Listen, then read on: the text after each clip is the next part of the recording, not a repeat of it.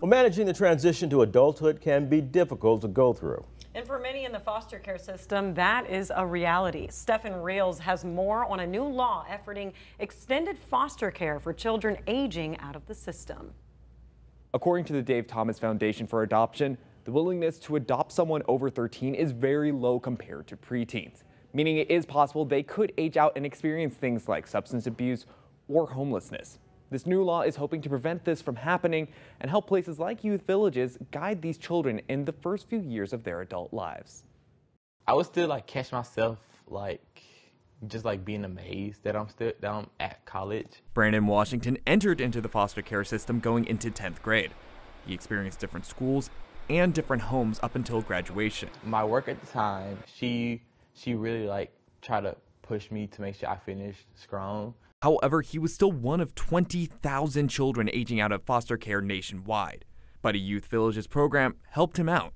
It's called LifeSet.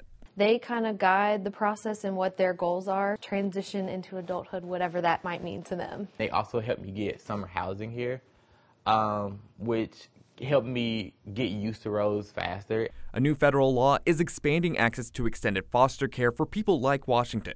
Here are the latest stipulations. It'll cover college students, those in trade school, and high schoolers. If you're not a student, you have to either work 80 hours a month, which is about 20 hours a week, or be in the process of getting help through a program that prevents you from working, or if you need a medical reason why you can't work or be in school.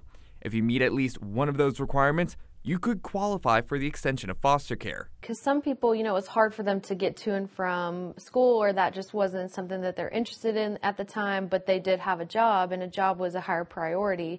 So now those people that do have jobs, they are eligible for extension foster care services as well.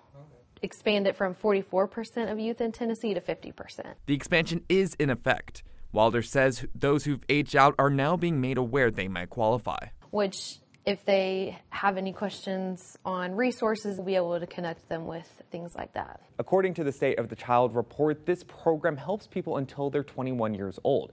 This means they can receive things like education, training vouchers, access to life skill classes, leadership opportunities, and housing support, much like what they did for Brandon.